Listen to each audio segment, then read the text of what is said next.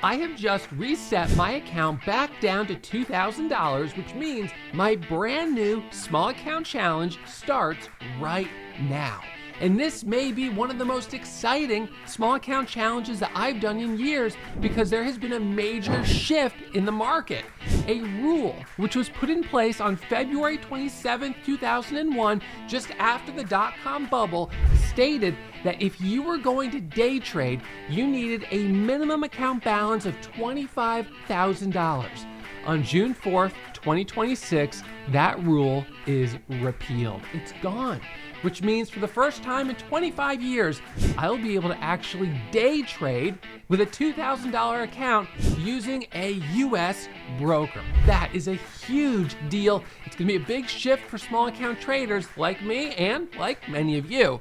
So if we jump onto the screen share, we've got a full class today. This is gonna be a deep dive. I'm gonna walk you through the choice of broker for this small account challenge. I'm gonna share with you the strategy, including stock selection, the exact technical entry points and exit points, and I'm gonna share with you how I'm gonna be managing risk trading with such a small account, because as you know, trading is risky.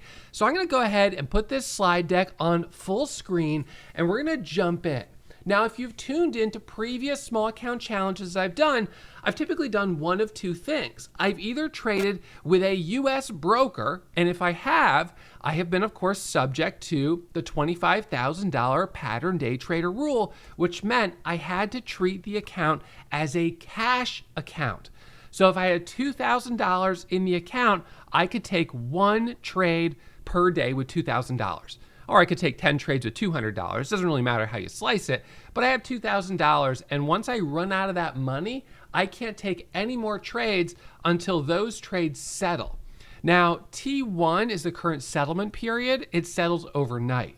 When I was trading earlier in my career, it was T3. So if you took a trade on Monday, you wouldn't be able to trade with those same funds until later in the week. So it was completely impractical to trade in a cash account. Certainly impossible to try to day trade in it. But if you wanted to trade in a margin account, you needed $25,000. So the second thing that many of you have seen me do during these small account challenges has been to utilize the sort of a cottage industry of offshore broker-dealers in the Bahamas, in the Caribbean, in various locations, because the pattern day trader rule was enforced by US regulators, and so all US broker-dealers had to follow it. But if a broker was in Europe or the Caribbean or anywhere else, they didn't have to follow the pattern day trader rule. So a lot of US residents were going offshore to open their accounts, which is one of the arguments in favor of repealing the pattern day trader rule, was that it was hurting US broker-dealers, and in fact hurting US traders as well, because exposing yourself to offshore broker-dealers that may not have the same deposit insurance and the regulations that we have here in the US was sort of an unnecessary hurdle that people were going through. So the old technique in the US with a cash account, with any small account, was to treat it as a cash account and focus on taking one trade a day. So that's gone. That's out the window, as you know, because of this pattern day trader rule change from February 27, 2001 until June 4th, 2026. This is an article that I wrote about it right here on Entrepreneur. And these are articles that have been on a number of other websites here talking about this rule change. It's definitely a big deal. I've done a number of episodes talking about this rule change. I was active in petitioning for this change to take place. And actually, my attorney who was working and representing me, he wrote a letter to the regulators explaining our position, and that letter was actually cited in the official rule change as one of the reasons that this rule change should take place. So this is really good news for traders. It democratizes the market, and it levels the playing field also between futures, crypto, and Forex, which, by the way, have never had a pattern day trader rule. So in any case, this is exciting news. But what does it mean for the small account challenge? So under, right now, this account, in fact, at Schwab, which you could see, I currently have a minimum equity call in effect.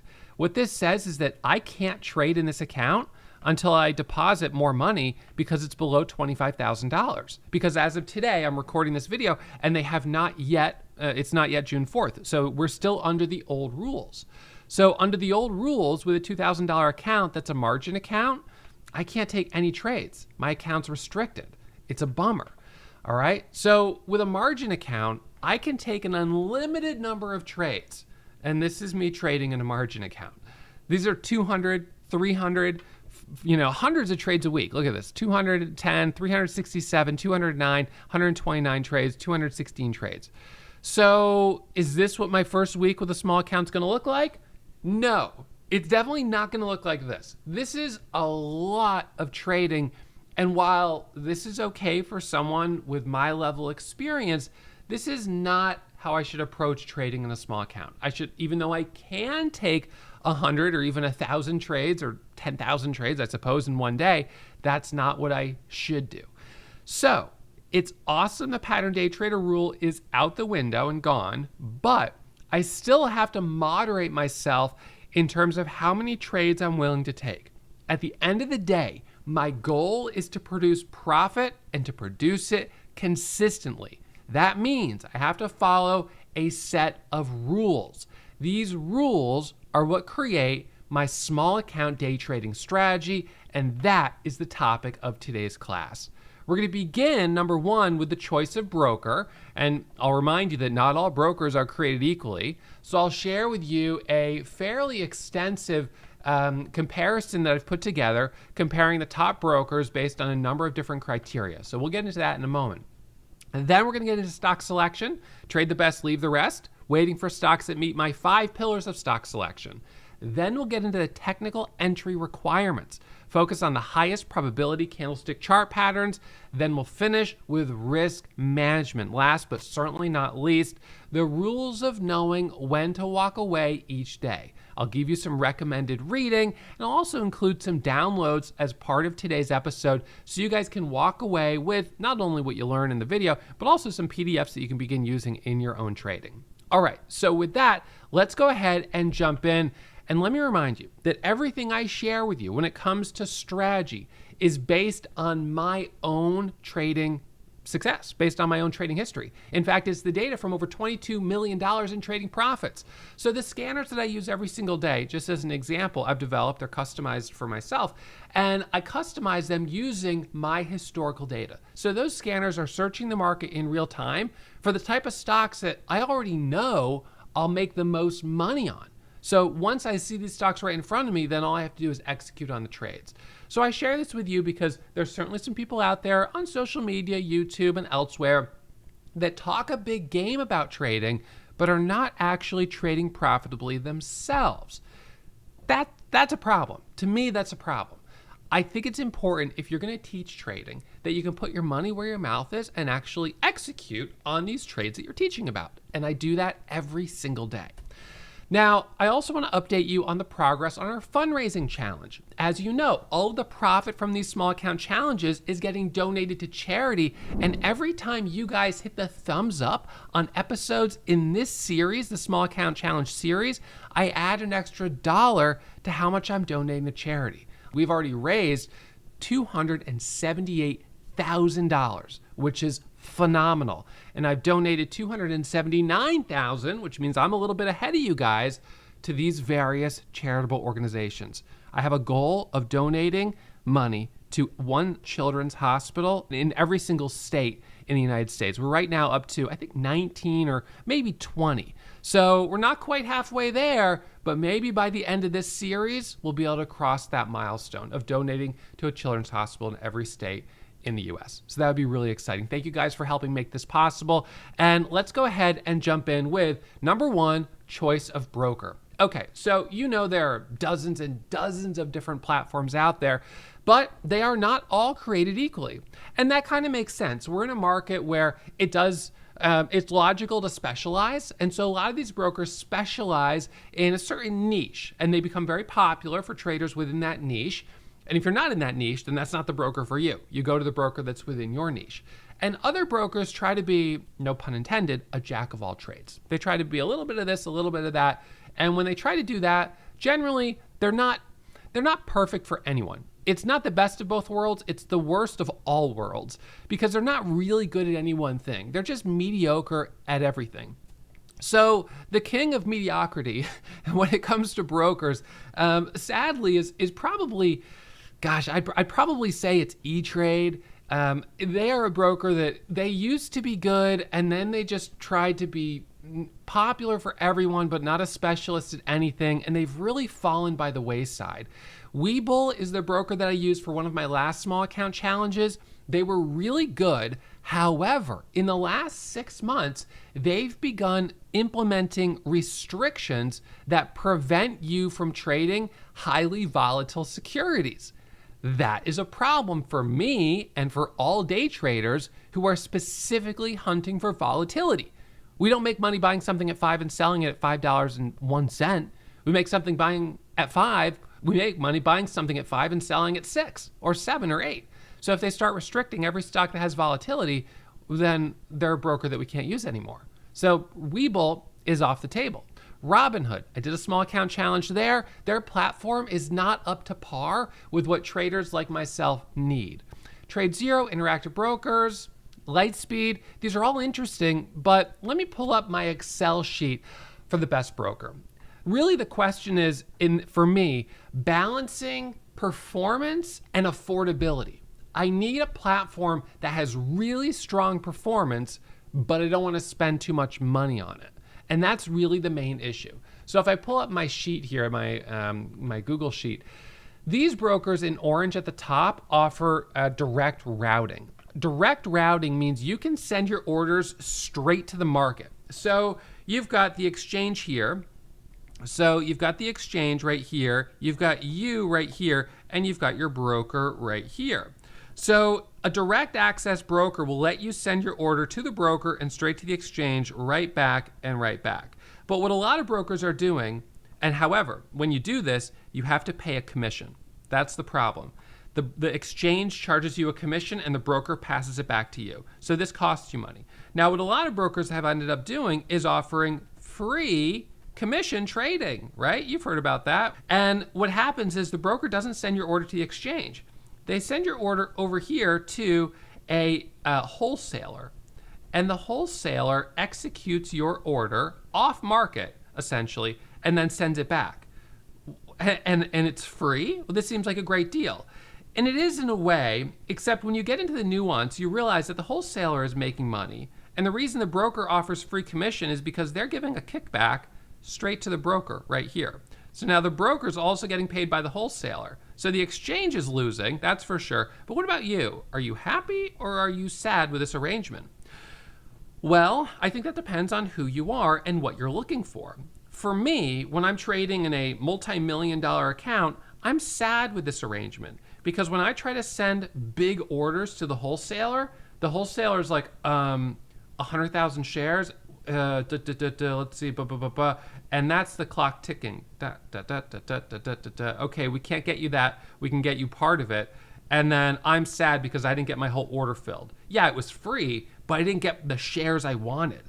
When I go directly to the exchange, I get the shares I wanted. So for me, trading with a big account, I want to use direct access routing. But when I'm trading with a small account, I want to use commission free because when I'm executing small orders, the wholesaler gets them really quickly and it's no problem.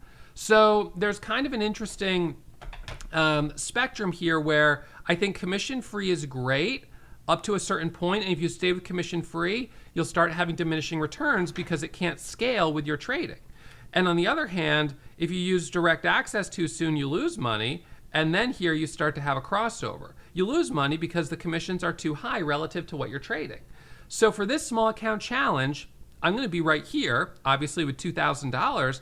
And so it makes sense for me to use a commission-free broker until I get to right about here. When I start to level off, that's when it's time to switch. And then I'll just do an account switch. So on that day, I'll switch over to my one of the direct access brokers, and then I can resume this upward trajectory. So I don't have to go down here, and I also don't have to suffer in the middle. That means I have to be willing to switch brokers kind of midway through the race. But I have no problem doing that, and you shouldn't either. you don't have to be loyal for life to your broker. Your broker is a tool. They make money on you. They want you to use them forever, but they're a tool. So you use the one that's best suited for where you're at right now. So for this small account challenge, Webull is one of the brokers I'd previously used. They were previously a 7.5 on my score, the raw score of 1 to 10, but they've gone down to a 6 because of the restriction that they're adding to a lot of these small cap stocks. Webull is an excellent platform. It's fast, it's easy to use, you can customize it. The platform right out of the gates doesn't require anything additional. You don't have to add third-party software. You don't have to really customize it all that much. I mean, it just works right out of the gates. This is my Webull account right here. And I love it. I've been totally happy with Webull. So it's such a shame that they're restricting trading in these volatile securities. It really is. But it is what it is. So their score is dropped. Now, TradeStation's a little bit higher. They're direct access broker. I can't use them. That's going to be too expensive. All of these ones down here are out. Robinhood, Fidelity, Interactive Brokers. For a variety of reasons, they underperform on my testing, and I wouldn't use them. So then we start to move up here. Well, these ones are all out right here. I can't use any of these because they're direct access. Now, TradeZero International is an interesting option. However, I wouldn't be inclined to use an international broker. Even though they have a commission-free offering, I would be more inclined to use a US broker. And so here we have Schwab. And you'll notice that we have Schwab on here twice. Schwab is in this column here with ThinkorSwim, and Schwab is in this column here with DashTrader. You can use different trading platforms with Schwab. And when you use DashTrader, I rank Schwab at a 7.45. When you use ThinkorSwim, it's ranked at a 4.9. All right, so we've got to dig a little bit deeper into what all that is. So I'm going to hide this for a second.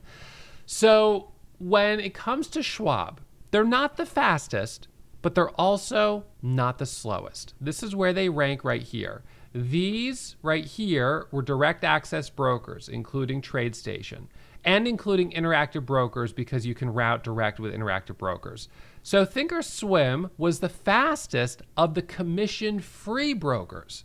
It's faster than Webull, Robinhood, or Fidelity, which is great. I didn't test E-Trade because at this point they're so late to the game that people really aren't using them.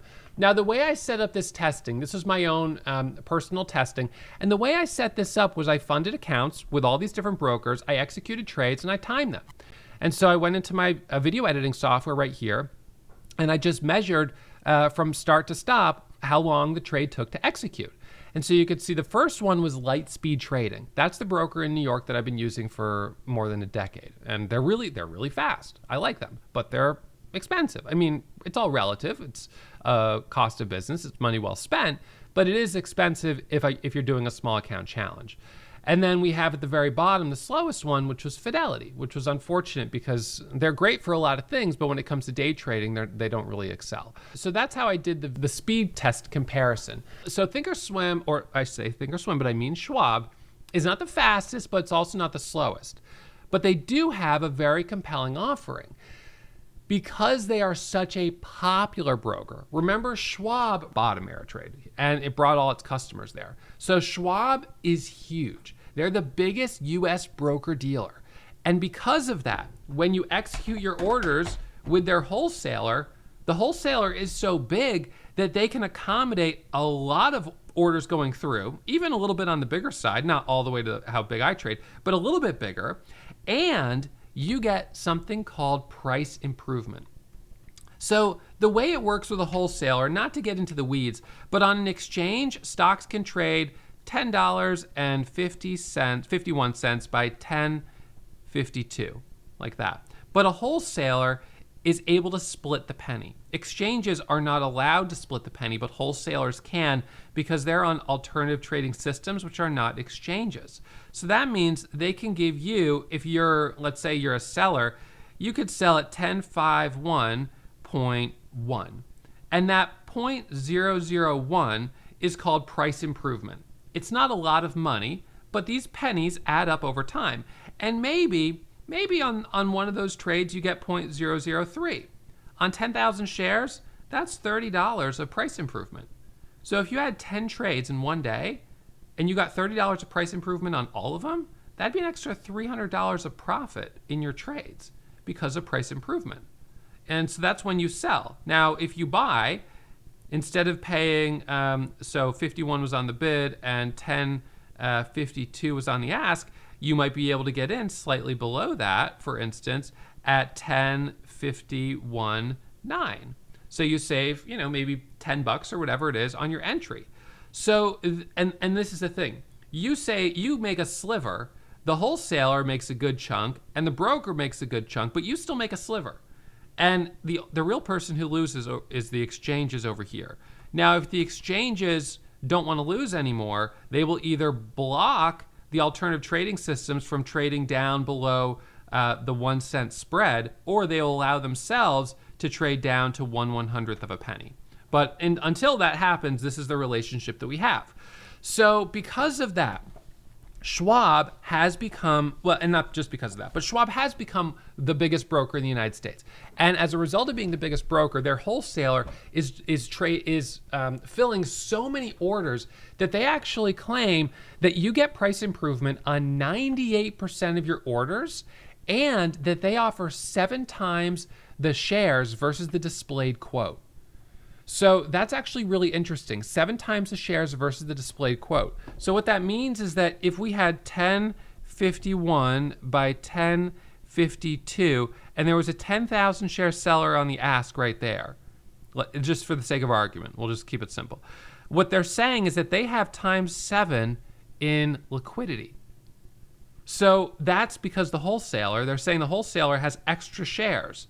So if you want to buy, you can take 10,000, you could take 70,000 because the wholesaler has those shares available. Now that might not really be the case up to 70,000 shares, but in the case of, let's say, a 1,000 share order, you could easily probably get 7,000 shares at 1052. Whereas if you were using another broker that doesn't have such a good wholesaler, you would end up paying a little bit more to get all those shares. It's only 1,000 shares on the ask, but you want to buy 7,000. That means you've got to buy the 1,000 at 52, let's say the 3,000 at 53, and the 3,000 at 54. So now you've got a blended average of 10, 50, 53, whatever, 53 and a little bit, right? 53.3, let's just say. So if you were using the wholesaler and you got in at 1052 with the whole size, the whole 7,000 shares, maybe you even got a little price improvement, you got in at 1051.9, that on 7,000 shares versus being in at 1053.3, you're talking about, a meaningful difference. I mean, that's $70, which is the variation there between wholesaler or direct access. Again, like I said, if you want the shares filled and you're trading with as big of size as I'm trading, then you do need to use direct access. But for everyone else, using commission-free, it has a very compelling offering. So in fact, these commission-free brokers are required to file SEC reports, and they actually state how much price improvement you get. And so Schwab says you get $14.32 average price improvement on orders up to 5,000 shares. That's the average. Now, some of these brokers, it's a little bit confusing trying to interpret them. E-Trade says $8.83 average for orders up to 10,000 shares. TradeStation was $3.04 average. TradeZero is not published. Webull was $1.08 per share. So they kind of quantify it a little bit differently. But nonetheless, from the latest reports that I got, the only broker that offers more price improvement is Fidelity, which is great. $24 for up to 1,000 shares. That's really impressive. But Fidelity's platform really isn't good for trading, which means the fumbling you would do trying to get in and out would offset whatever you make in price improvement. So more liquidity and price improvement are two of the compelling reasons why I'm using Schwab for this small account challenge. It's hard because we've always sort of called ThinkorSwim, even though it was Ameritrade, and before that, it's a platform, but the broker is Schwab. But there is a downside. ThinkorSwim, as a platform, does not offer customized hotkeys, customized level 2 halt levels, resumption quotes for stock halts. So if you use ThinkorSwim, and many of you do, you've probably noticed if you've tried to use it pre-market, you're really fumbling around. You've got to change your time in force. It has to be to extended hours. You can't use market orders. So you can't do buy market, sell market. You could do buy ask, but if the stock is moving quickly, you might not get filled. So the platform is very finicky. It's not easy to use. You can't customize your hotkeys. And so this creates a real challenge. Similarly, I suppose, to Fidelity. Now, with ThinkorSwim, however, or Schwab, there is an alternative. You don't have to use the ThinkorSwim platform to trade with Schwab. Schwab offers or allows you to API with a number of different third-party trading platforms. So these are trading platforms. They're not brokers. They're just the front-end software that you use to execute your orders. So your orders are still executing through Schwab. But instead of trading on ThinkorSwim, you're using, in this case, DAS Trader. Now, this is a solution, but there's a cost. And the cost is $150 a month. Now, I'll tell you guys right now, I have no affiliate relationship with Schwab, with any broker for that matter. I have no affiliate relationship with DAS Trader. So use what you want, don't use what you don't want.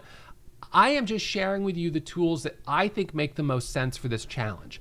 So $150 a month allows me to use a commission-free broker, which is awesome. So I save certainly more than $150 a month on commissions. And I get to benefit from price improvement, and I get to benefit from the improved liquidity. So these are the pros, and the con is $150 a month, and I can live with that. So DAS Trader it's just a trading platform. They're not a broker dealer, but it's a trading platform that can be used with dozens of different brokers. In fact, what's very interesting is that all of these direct access brokers offer DAS Trader. DAS Trader is considered more institutional level, sophisticated, professional trading software. So you can use it with all of those brokers. Most of the commission-free brokers don't let you use these third-party platforms. They want you to use their, homegrown, house-built software. But Schwab is a little different. Schwab doesn't care if you use a third-party platform to execute the trades. They're just happy that you have your money there. And so this creates a win-win for us right here with Schwab. All right, so we're going to put a nice border around Schwab for this. We're going to we'll make it purple. All right, so we should probably make it blue because that's the color that they use for their platform. So we'll go blue and we'll make it a little bit bigger. All right, we don't need to go for all of them. We'll just go like this. All right, well, that's fine. For now, we'll just leave it like that. So this is the Schwab column. So this is the platform that we're going to be using, or I'm going to be using for this challenge. And so with DAS Trader, if you go over to the DAS Trader website, you can sign up to DAS Trader. It's very easy to do it, and you can integrate it straight to your Schwab platform. So over here on DAS, we click subscribe, and you could choose whether you're going to subscribe for Interactive Brokers, Schwab. You could use their simulator. It's around $150 a month, I think. Let's check. $200 a month, but you don't need all that data. $150 a month for basic data. That's level 2, but doesn't include everything. And that's the same as what it is for Schwab. So you go over here to Schwab, you click on Schwab, and then you just go down to $150 a month, and boom, you can sign up with PayPal and you're good to go. After you sign up, you send the authorization to Schwab, and it allows you to begin executing your orders on DAS Trader. Now, for those of you guys who have used it before, you know how this works. For those of you who haven't, it's desktop software. So you download it and you run it right on your computer, which is great. That makes it very lightweight. You don't have to worry about your browser crashing. It just runs. It's software that's been around for a long time, and it's been really good for me. Now, what I'm going to give you guys is instant access to my DAS Trader layout. So you can download my layout and install it. My small account strategy PDFs are also included in this download. So I'm going to pin a link to the top comment and put it in the description so you guys can download this layout. So what you do is you load my layout. When you load my layout, this is what it looks like right here. I have it customized with these colors and this font style and everything else to be exactly the way I like it. Now, the next thing we've got to do is we've got to go add our hotkeys. So we're going to jump to the next slide, and I'm actually going to pull up the platform right here, and I'm going to show you how to set up these hotkeys. So I'm going to go to Tools. I'm going to go over to Setup, actually. I'm going to go to Hotkey Script, and I'm going to click on Hotkeys. Now, these are the hotkeys that come included. To be honest, I probably don't need most of them, but I'll leave them for right now. They're not causing a problem. I'm going to add a new item. The new item I'm going to add is Buy Hotkey. So what we're going to do is we're going to go down actually, I'm going to go over to the order script right here, and I'm going to choose that this is a buy order. I'm going to type in the share size, and I'm going to do the share size based on my buying power.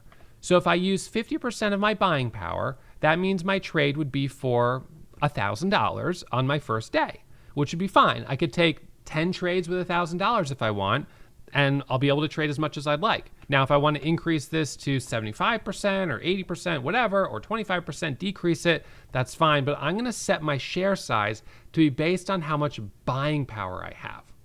Then I'm going to switch my symbol. I'm going to let it be whatever's on the actual level 2 window. I'm going to change the price to the ask, and I'll give a little offset of 5 cents. Oops, not 50. I'll do 0.5. For my big account, I do 10 cents, but for this one, I'll leave it at 5. You select your account. You then choose your route. I'm going to choose a limit order. I'm going to choose the time in force, which is day plus. I'm going to say load and send right there. I'm going to build the script, boom. And the only thing I'm going to need to add would be my account number, and then it'll execute. For the hotkey, I'm going to go Shift 1, and that'll be an order to execute when I press Shift 1. Commit, boom. Now we add a new hotkey. We're going to add a new one for sell. We're going to go again to the order script wizard. We're going to put it on the sell side. We're going to do share size. So position times half. This is going to be symbol, price. I'm going to do bid, and I'm going to go actually minus 5 cents. And it's going to be the limit route. We're going to do the same time in force of day, and we're going to load and send. So what this is going to do is it's going to sell half of my position, and I'm going to put that on Control X, which is the hotkey I like to use for sell half. I'm going to now commit to that. I'm going to now open this item, and I'm going to make a copy. So sell full would be just selling my full position. Take away that. That's Control Z, commit. And then I could do another one here. This one was sell half. And then another one here, open this one and duplicate, make a copy. And this will be sell quarter. And I do Control Q. Oops, Control C. No, that's right. Control C, and I'll set that to 0.25. Commit. And now what I have is a hotkey that will allow me to trade in and out. So what I can do, now I already have an account here with Schwab. So what I can do is I can go ahead and execute this order.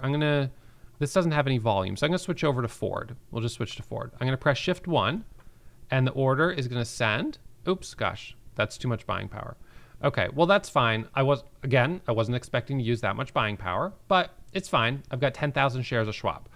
All right, so now what I'm gonna do is I'm gonna press Control X to sell half, and there we go, I sold half. I'm gonna sell another half, and another half. Okay, there we go. So I lost 200 bucks, but it's a good demonstration.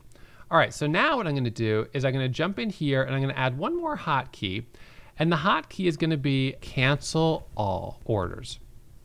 So I go over here for this one, I can just go to this drop down for trade, and then let's see, cancel, and then cancel all for the symbol.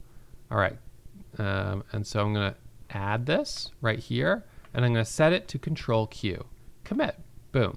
And now just like that, I have an order that will cancel. So if I put an order down here of 1,000 shares, for instance, down right there, and it's just sitting there, I can press Control Q to get out.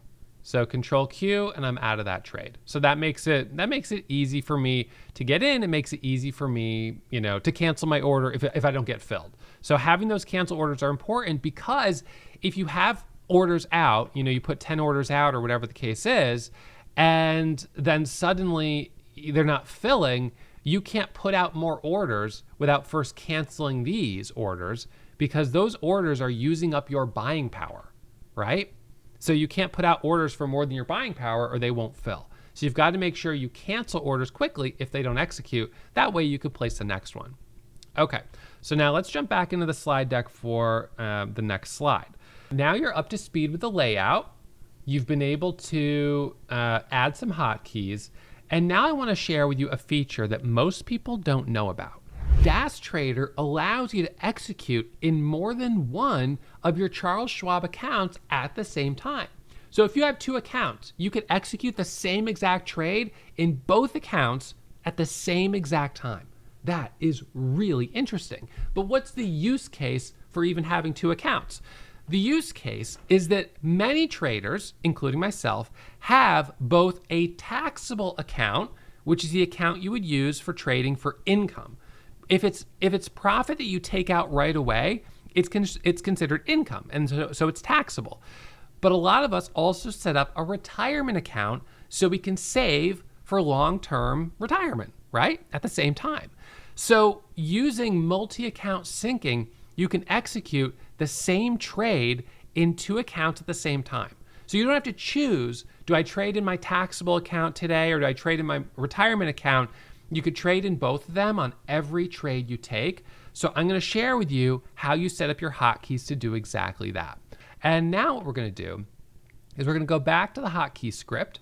We're going to go over here and we're going to create a different buy hotkey. Well, we could use the same one. It's fine. All right. So I'm going to do this and I'm just going to do shares. I'm going to do 500 shares. All right. So we're going to do the last item that we had to add was the account number. All right. So I'm going to add first account number and then I'm going to copy and paste that right here.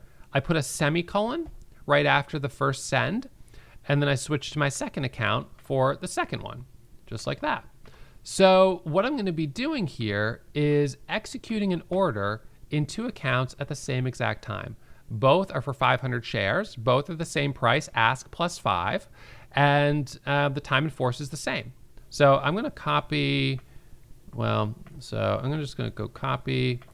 I'm going to paste this because I'm going to need to add these to my sell orders as well. So I'm going to cut those and I'm going to commit. All right, so now let's try to execute an order. So let's switch to a different stock. We'll do this for right now. Okay, so let's do shift 1. So I do shift 1 right here, and I filled both at the same time. So these are 2 different accounts. So they're both in, and look at this price improvement. One is in at 17,665, the other's in at 17,669. So one has a little bit more price improvement versus the other. Interesting. Now, when I go to sell, I just set up the hotkeys exactly the same as you already saw, except that I create a second version. So sell full, we'll just do this. So we'll go and copy these 2 account numbers. So this will be the first one right up here. And then we'll copy this. Oops. Undo, copy, paste right there. Semicolon after the send. And now, we didn't want to go 50 cents. We wanted to go 5 cents. Sorry about that. All right, that's fine. So there we go. And commit. Okay, so now let's go Control Z. Control Z, and it's going to sell both positions at the same time. Now, as you can see, there's a slight variation between the 2. I noticed that when I'm trading, usually for these demonstrations where I'm getting in and out and it's like basically at a break-even point. But when a stock is going up 25 cents, 30 cents, 40 cents, they usually align pretty closely. And so I've used this, and you guys have seen, well, those of you who are members at Warrior Trading have seen me demonstrate this. I did a long, several months of doing this, not every day, but quite frequently, and showing traders how it essentially allows you to double up your profit, but also double up your loss when you're losing. So while this probably isn't something that you're going to be doing on day 1 of a small account challenge, this is another compelling reason why Schwab is a good candidate for relatively small account traders. You can have your small account and you can set up your Roth IRA. Remember, when you're trading in a Roth IRA, you pay tax on the initial contribution, but then all of the profit that it produces will be tax-free when you begin taking withdrawals at retirement age, which is 59 and a half years old. So what is the downside of setting up a Roth IRA and just taking the same trades in both accounts? The only downside is coming up with the money to do it initially to set up the 2 accounts. You've got your main account and then an extra, $3,000 or $6,000 to set up your Roth IRA. But if you could get past that, then to me, it's a no-brainer because I'm a big proponent of making sure you're saving for later. Save for retirement, save for later, especially when the market is really hot. And because Schwab advertises that you get 6 times or 7 times the liquidity versus the displayed quote, trading with 2 accounts is not an issue because there's more than enough liquidity for you to buy shares in both accounts. So boom, that's, to me, it just makes so much sense. All right, so we're going to minimize this. We've got all the positions closed. So cost $247, no big deal, doesn't matter. Happy to do it just to give you guys that example. All right, so now we'll go back into full screen here.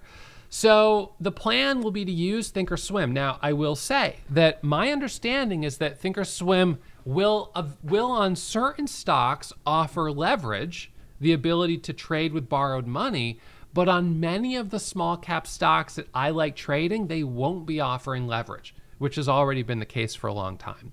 So if I had wanted a broker where I could grow my account as quickly as possible, I wouldn't use Schwab. I would use one of the offshore brokers that are still offering 6 times leverage because using leverage would allow me to grow the account faster. But that's not going to be the right fit for most beginner traders. And so that didn't feel like the right place to start. And I would argue that a lot of beginner traders would probably have preferred to just use Webull because we wouldn't have had to go through this whole demonstration of setting up the API with DAS Trader and how to use the hotkeys. But Webull started restricting stocks. So now Schwab has become really the best candidate for a small account trader. And I know it requires a little bit of learning a new platform, but it's, to me, pretty straightforward. It comes pretty quickly, and it's going to benefit you in the long run, especially if you end up making that switch to a direct access broker later on, because then you're already going to know how to use the software. Okay, so now, number 2, stock selection. We already talked about number 1, the best broker for day trading, that not all brokers are created equally. Now let's talk about stock selection. So when it comes to stock selection, I want to reiterate, it's very important not to overtrade. A lot of traders fall into the trap of overtrading, and it gets them, it causes unnecessary loss. So my focus and philosophy is trade the best, leave the rest, and wait for a stock that meets my 5 pillars of stock selection before executing any trades. So that's what I'm going to walk you through right now, those 5 pillars of stock selection. And this is all derived on data from over $22 million in trading profits. I'll say again, my results aren't typical. There's no guarantee that you'll find a result similar to mine. I've been trading for a long time. So I want you to manage your risk, take it slow. You should always practice in a simulator before putting real money on the line, right? Test it out. At Warrior Trading, for those of you guys who don't know, we do offer a simulator for our members, our Warrior Pro members, so you can practice the new strategies you're learning in a safe environment before going live. So just putting that out there. So number 1, I do the best on stocks that have 5 times above average volume today. You can see that metric right down there. 500 times, 5 times higher than average is where I've made the most money, predominantly. Number 2, I've done better on stocks that have higher volume today. Number 3, I've done better on stocks that are up more than 10% today. So why would a stock be up 10% on more than 25 million shares of volume that's 5 times higher than average? Because the company has breaking news. 9 out of 10 times, that's the reason the stock is moving higher. Now, in this current market, there's been a lot of stocks that start to squeeze up on no news, and people speculate that somebody knows something. And of course, we don't really know the truth behind that. But there is some theory to trading stocks that are moving up with no news because there's speculation about what the news could be. But generally, it is either that the stock has breaking news or that people believe news is coming that creates this big surge of volume. I also do the best on stocks between 2 and 20. These are stocks that can offer larger percentage returns for small account growth. You can buy a stock at $2 and sell it at $4, you're up 100%. You buy a stock at $200, you're not going to get it. It's not going to go to $400 in one day.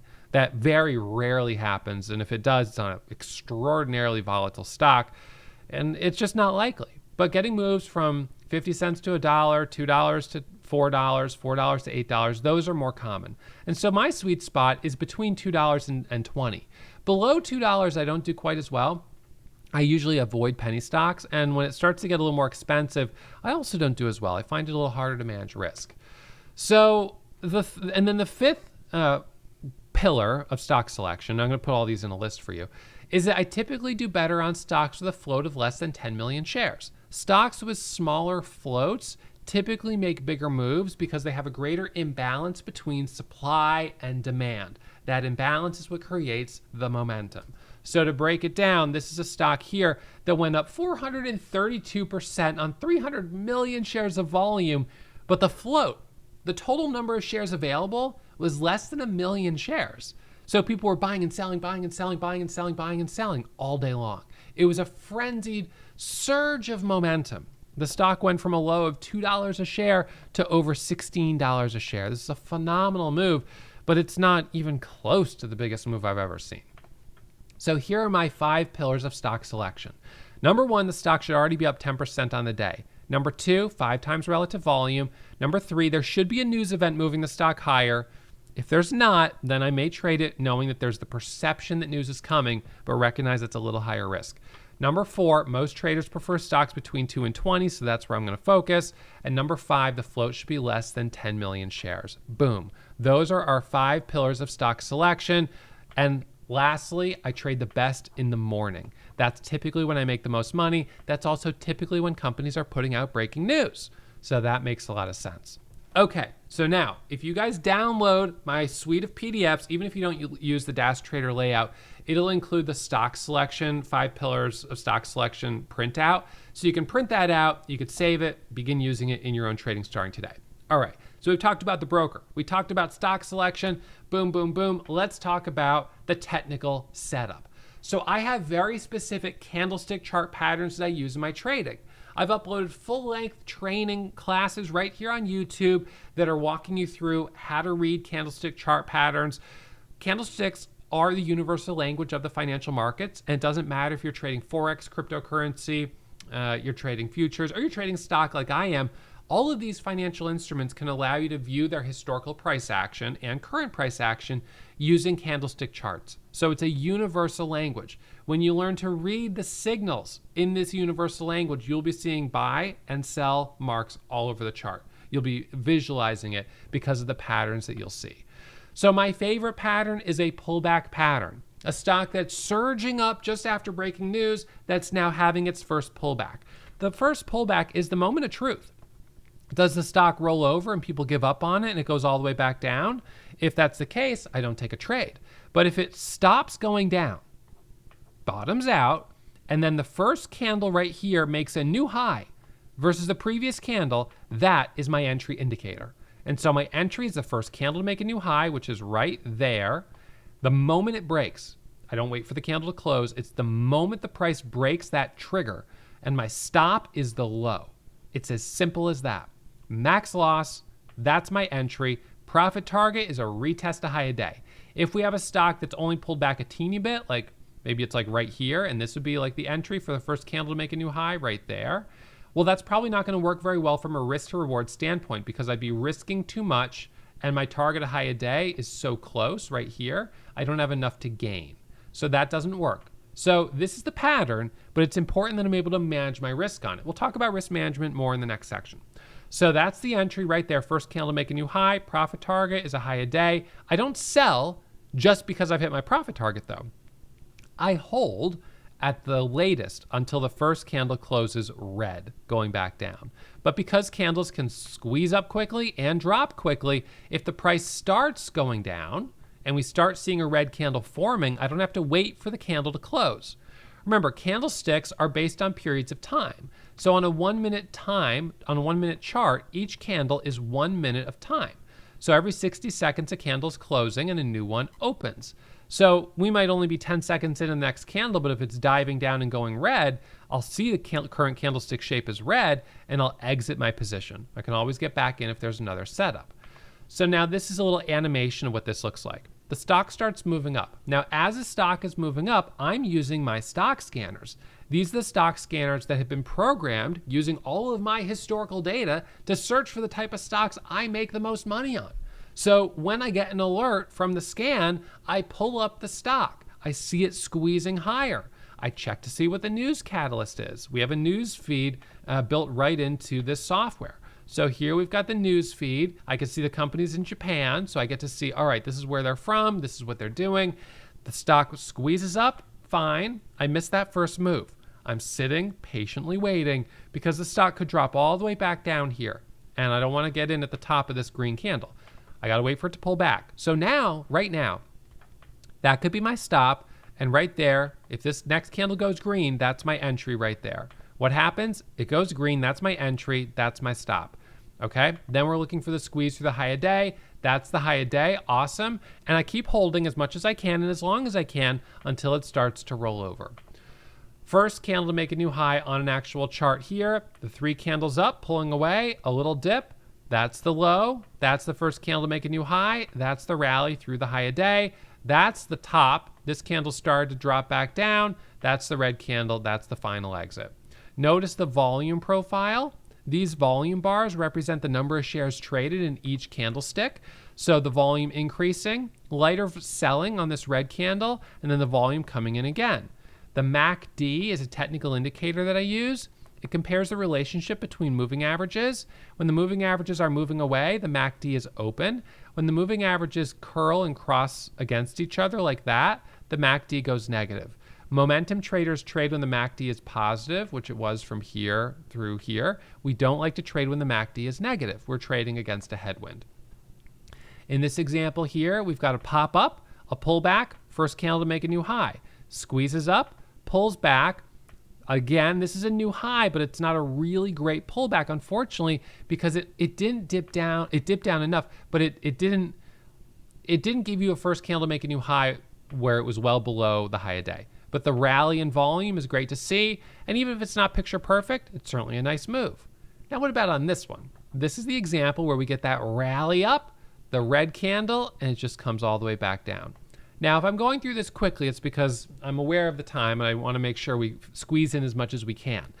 So, but this gives you a good flavor of the way I trade and also the way I teach, if not in a bit of a compressed version. Light volume buying, high volume selling, not good. Right here, light volume buying, higher volume selling, not good. Right here, nice rally, pull back, first candle makes a new high, rally, pull back, first candle makes a new high, rally, pull back. First candle makes a new high, but it's right underneath the high of day, so it's hard to manage risk on that trade. Right here, we rally, first candle to make a new high after that rally, and it squeezes higher. Rally, first candle makes a new high after that rally, and it squeezes higher.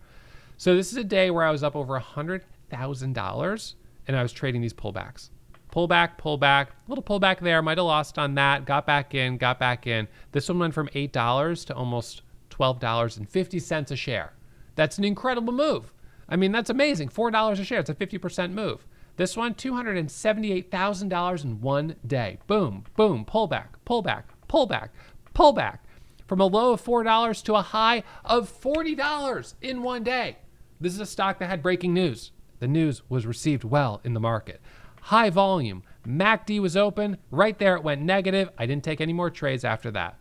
Boom. Let it go sideways. Only trading it again if it can curl back to the high. This is a more modest win here, $30,000. Trading the leading gainer in the entire market. So getting that extra reference point there. This, using our scanners, was the #1 most obvious stock in the market. First pullback, second pullback. Nice. This one right here, first pullback, second pullback. This was the leading gainer in the market as well, as you can see right there. So found this stock right on the scanners. Another nice rally. I mean, these are just like back-to-back great examples. Pullback, pullback, pullback, pullback, pullback. Once you see it, you can't unsee it. So let me give you a pop quiz and test your knowledge. Is this right here a good spot to be a buyer? Pullback, pullback, right up here. Check your MACD. MACD is negative. That's not a spot to buy. The pop is short-lived, and then it rolls over. No good. What about right here? MACD is about to cross over. That doesn't look good. Looks like you already had a couple nice pullbacks, and now it's coming back down too much. Pops up for a second, doesn't go back to the high of day, which would have been our target. What about here? MACD is negative, right? High volume red candle right there, no trade. Correct. What about here? MACD is positive, so do we take the trade? High volume selling, that's no good, we don't take the trade. What about here? MACD is positive. Volume profile looks good. We take that trade every day. Boom. That's a nice trade. What about here? Oh, this is a nice one. All right. So I don't have the thing covered up yet, but that's okay. So high volume, a little pullback, MACD is positive, nice trade. What about this one? We rally up. Now, granted, this is a little higher, but it's still not nearly as high as the green. That's a place I'm a buyer. We get a nice trade. What about this right here? The MACD is coming down. This is a little bit of a topping tail, but the MACD tells a story. I wouldn't take that trade. I wouldn't trust it. Number 4, let's talk about risk management. When it comes to managing risk, trading is a career of statistics, and you can set the bar low and make it easier for you to be profitable, or you can set the bar high and make it more difficult. Setting the bar low means that you always think about risk versus reward. You risk $1 to make $2. And when you trade like that, you've only got to be right 33% of the time to break even. But when you risk $2 to make only $1, you'd have to be right 67% of the time to break even, and that's not sustainable. It's very important to keep losses small. The name of the game in trading is risk management. Keeping losses smaller on average versus your winners, keeping red days as few and far between as possible, having less than your green days, and keeping red days as small as possible. The first element of risk management is trading A-quality stocks. When you trade the highest quality stocks, you invariably avoid some of the unnecessary big losses that draw down your profit-loss ratio. You focus on high accuracy, that feeds a better profit-loss ratio, that feeds consistency. You do that, consistency is a strong track record that creates self-confidence. Self-confidence creates more profitability because you feel good taking bigger positions. This is a positive feedback loop, and that's what I want to see you on as a beginner trader. It all starts with focusing on quality over quantity. Now, it's important that you also know when to walk away, which is why I'm going to give you some recommended reading. These 2 books by Annie Duke, Thinking in Bets and The Power of Knowing When to Walk Away, Quit. These are books you should listen to. On audiobook is totally fine. It's all text. It's not much visual to it.